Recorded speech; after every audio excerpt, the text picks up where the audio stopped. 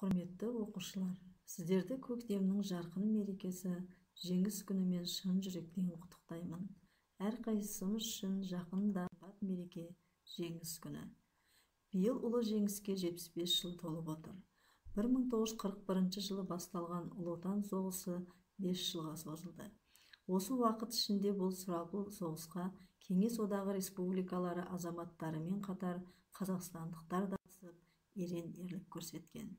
Еліміздің сан ғасырлық тарихында отан алдындағы адал қызметімен ел есінде қалған батырларымыз да аз емес. Бұл сұрапыл соғыс еліміз үшін ең ауыр соққы болғанымен, еліміздің бетке ұстар ержүрек батыр бабаларымыздың арқасында бүгінде тәуелсіз мемлекетке айналып, биыл ұлы жеңістің 75 жылдығын атап өтудеміз. Ұлы жеңіске 75 жыл толуына орай ата-бабаларымыздың ерен ерлігін мәңгі есте сақтап, рухани тағзым қылу ретінде жадымызда мәңгі ұстаймыз. Қанша уақыт өтсе де, ұлы жеңіс жолында ерлікпен қаза тапқан, отан үшін от кешкен батыр бабаларымыз ел есінде мәңгі сақталмақ. Сұрапыл соғыстан елімізді аман сақтап, болашақ ұрпаққа аманат етіп қалдырған қазақ батырлары тарих төрінен мәңгілікке орын алады.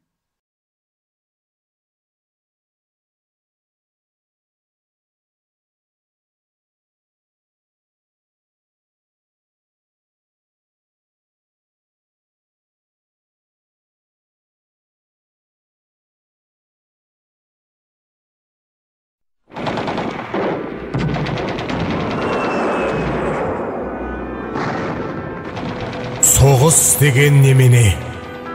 Тек қана апат қырғын ба? Арман тілек ақыл ойды апаратын құрдымға. Соғыс деген аққан соры ақ сүйектің құлдың да. Соғыс деген төккен ара қыздың және ұлдың да. Соғыс деген жаралмаған жалғыз ғана қан үшін. Соғыс деген сорайдаған содырлардың табысы. Соғыс деген сақаймайтын есуастар дәрісі. Соғыс деген сойқандардан қорғанғандар намысы. Соғыс деген сотқарлардың қолындағы найзасы. Қолданады, долданады таусылғанда айласы. Соғыс деген зұлымдықтың айнасы. Соғыс деген біреулердің шығыны да. Соғысында ардагерлер ардақты, отанымды жазиралы кең даламда қорғады. Қайсар бауыржан атамыз бен Баубек сынды ағамыз, сондықтан да қарыздар мәңгі біздер қаламыз. Желбіретті жеңіс туын Рахымжан, Қошқарбаев Рахымжан, дауылдатып Жамбыл төкті ақын жырлар. Ел үшін қан майданда Әлия мен Мәншүкте қарсы шықты тірен жауға еш қаймықпай жүрегі. Сол бабалар рухына тағзым етіп бас иіп, кейінгі ұрпақ мәңгілікке еске алып тұрайық. Жеңіс қолға келмегенін оңайлықпен біздерге, жүрегімнің жырлар бүгін паш етейін сіздерге. 75 жыл көктем таңы атқалы, 75 жыл шуақты өмір тараттан. Есімде мен содан бері қанша рет ашылды жеңіс күні парақтары. Талай құс содан бері қайта оралды, талай бақ әлеміне қайта оралды. Соғыста өлгендер де оралмайды, тек ұрпақ олар жайлы айтады. Жойылсын жалғыз сөз соғыс деген, оқтаусы мәңгілік жойылсын. Бомбаның орнын тегістеген, күректер музейге қойылсын. Күткен жез жақ етті сәуле шашып, жеңіс келді қуандық көңіл тойып. Жауды жойып батырлар елге оралды, ата-анамен қауышты құшақ жайып.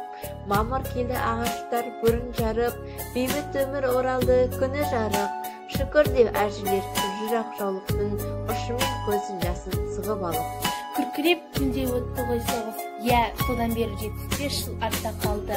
75 жыл бейбіт көктем таң атқалы, 75 жыл шуақты күн тартаданын есінде. Содан бері 75-те ашылды жеңіс күні парақтар. Ол адамдар даналар, соғысқа қарсы балалар, өркендей берсін қалалар, гүлдене берсін далалар.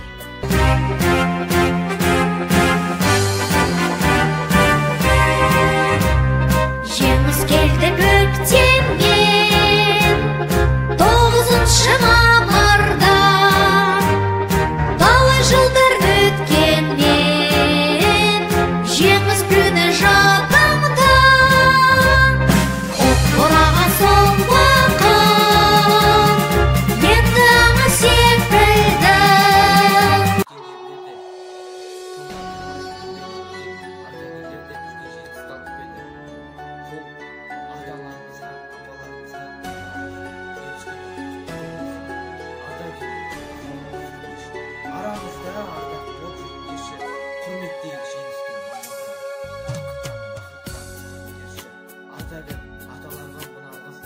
барлығын сыйлаған бұл дүниенің келешек ұрпағының бақыты үшін батырлықпен қорғаған жаудан жеңіп. Ұлы жеңістің 75 жылдығы құтты болсын. Сұм соғыс қайтып болмасын, бәйшешектер солмасын, еліміз бейбіт күн кешіп, бір Алла өзі қолдасын. Соғыстың сөніп ошағы, қайғыдан көңіл босады, бірлікпенен күн кешсек, бір бақыт бізді тосады.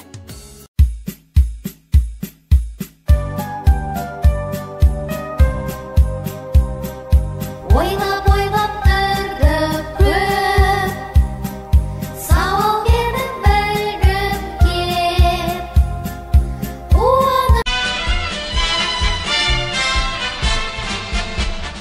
Жеңіс күні алыс арман оттары, күл астында жатты жайлап шоқтары. Өртенді жол шыдап баққан талайға, осы күнді жақындатты талайда. Мынау жеңіс күні отқа шыдатқан, болы қуаныш шаша қарған сынақтан. Болы қуаныш шаттандырып жылатқан. Жеңіс күні, жеңіс күні, жеңіс күні.